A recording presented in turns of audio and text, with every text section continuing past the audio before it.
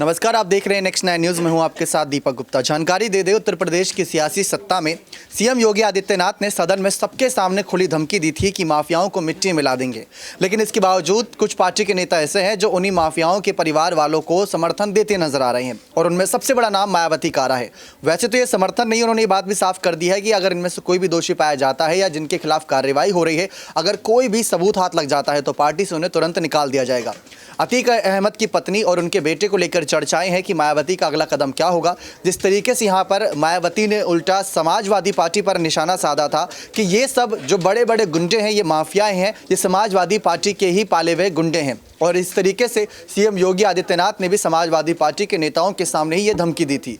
लेकिन मायावती के कदम को लेकर चर्चाएं शुरू हो चुकी हैं कि मायावती आगे आने वाले वक्त में किस तरीके से एक्शन मोड पर नजर आती हैं। लोकसभा चुनाव भी नजदीक आ रहा है। जो इनका एमडी फैक्टर है, यानी कि मुस्लिम और दलित का वोट बैंक, उसको कमजोर ना करने के लिए यहाँ पर अतीक अहमद जैसे बड़े मुस्लिम चेहरे के परिवार वालों का समर्थन देते हुए आगे अपनी रणनीति और अपनी चालाकियां कैसे दिखाती हैं ताकि समर्थन भी मिल जाए और अगर कोई सजा देनी है किसी बड़े नेता के परिवार के सदस्य को तो वो सजा भी देते नजर आए। आखिर क्या है पूरा वो कांड जिसके में अतीक अहमद और उनके परिवार वालों का नाम फंसता नजर आ रहा है। कैसे राज्यपाल को लेकर चर्चाएं और कैसे उनके बेटे को लेकर भी चर्चाएं शुरू हो गई हैं और मायावती के कदम को लेकर जो यहाँ पर तमाम कयास लगाए जा रहे हैं, आखिर क्या कदम हो सकता है लोकसभा चुनाव से पहले। देखिए आप हमारी ये खास रिपोर्ट। उत्तर प्रदेश की राजनीति में इस समय उमेश पाल मर्डर केस सुर्खियों में है। बेहतर कानून व्यवस्था और बुलडोजर मॉडल की चर्चा के जरिए सत्ता में आने वाली योगी आदित्यनाथ सरकार के समक्ष दिन दहाड़े वकील उमेश पाल की हत्या ने बड़ा सवाल खड़ा कर दिया है। सबसे बड़ा सवाल सरकार की माफिया और अपराधियों के खिलाफ नीति की साख पर लगा है।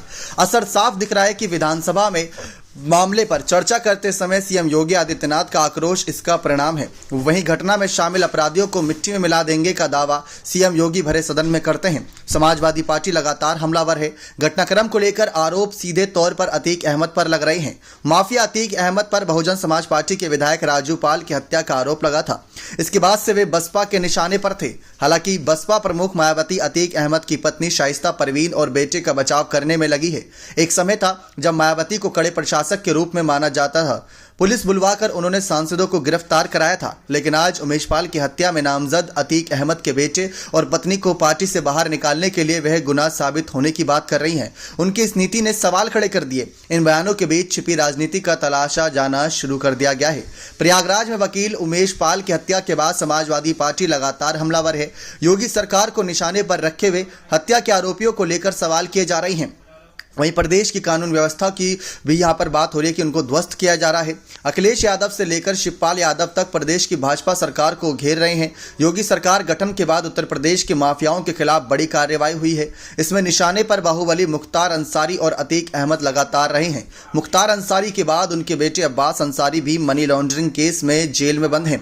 पिछले दिनों चित्रकूट जेल मामले में के बाद अब्बास अंसारी की पत्नी निकहत अंसारी को भी जेल जाना पड़ा है। दूसरी तरफ योगी सरकार ने लगातार अतीक अहमद की संपत्तियों को कुर्क करने का सिलसिला जारी रखा हुआ है।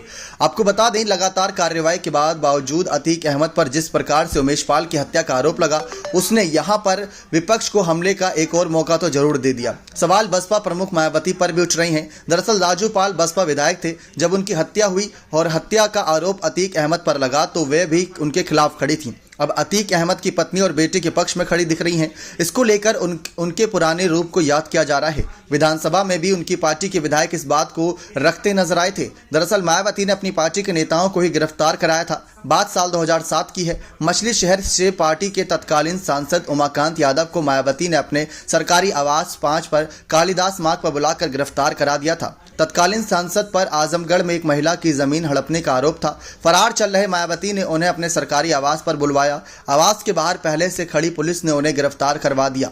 इसके बाद उमाकांत यादव को लंबे समय तक जेल में रहना पड़ा था।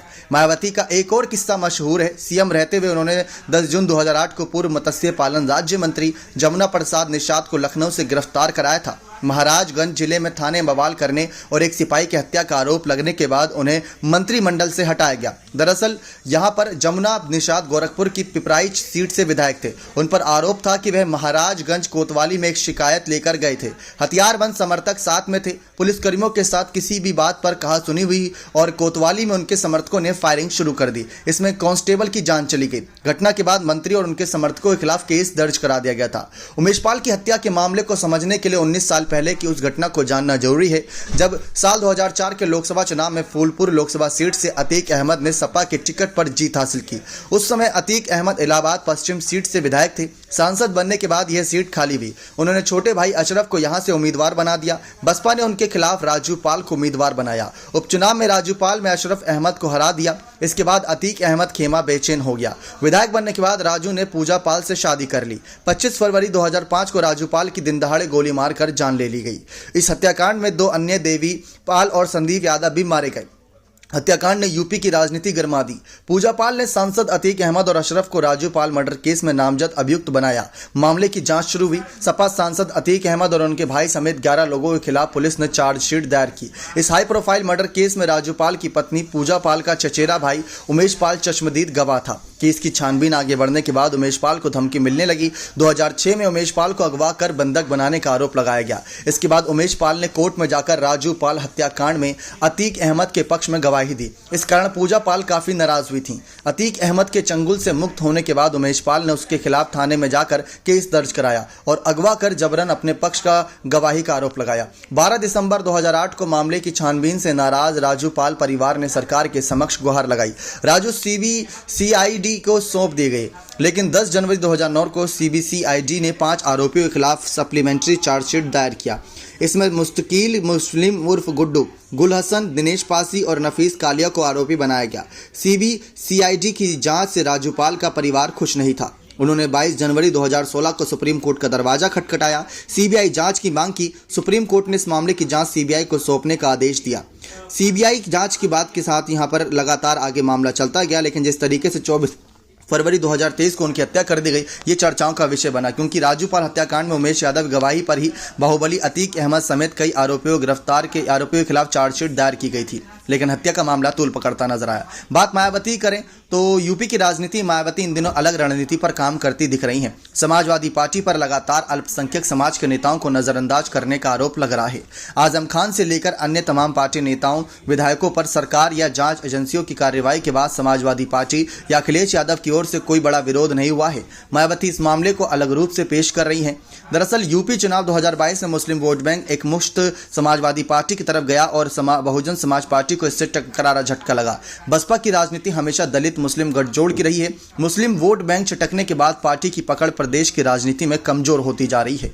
इसको देखते हुए अतीक अहमद की पत्नी और बेटे के बचाव में खड़ी रहकर वे एक बड़े वर्ग को संदेश देने की कोशिश कर रही हैं। इमरान मसूद को साथ कर उन्होंने पहले ही इस वर्ग में सेंधमारी की कोशिश शुरू कर दी थी। सपा के माए यानी कि मुस्लिम यादव समीकरण को तोड़ने की कोशिश के रूप में मायावती के इस प्रयास को देखा जा रहा है।